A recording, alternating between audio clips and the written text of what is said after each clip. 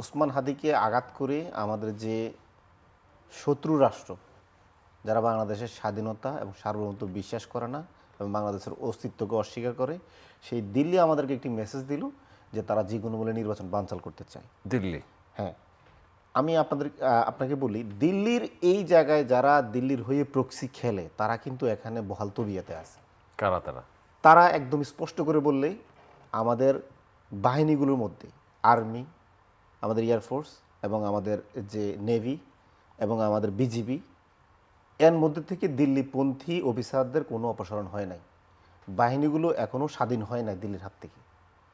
এই আমাদের দেশপ্রেমিক সেনাবাহিনী, নৌবাহিনী, বিমান বাহিনী এখনও দিল্লির হাতে পরাধীন, পুরোটা না। আমি বলতেছি কিছু কিছু। যদি এই বাহিনীর কেউ থাকতো ঠিক তাহলে তারা এই বিষয়ে কথা বলতে অবিকল পারতেন। আমাদের যে গোয়েন্দা সংস্থাগুলো আছে এগুলো এখনো স্বাধীন হয় নাই। এগুলো দিল্লির যে আগে যারা এস্টাবলিশমেন্ট তাদের অধীনে এখনো আছে। পুরোটাও আমরা এখন স্বাধীন করতে পারিনি।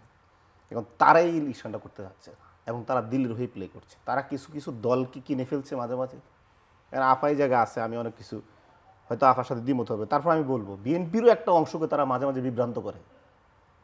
দিল্লিপন্থী বিএনপি আমরা এখন শুনি, বিএনপির ভিতর থেকে আসে, সেদের মানে বিএনপির একটা অংশ দিল্লিপন্থী হয়ে যাচ্ছে।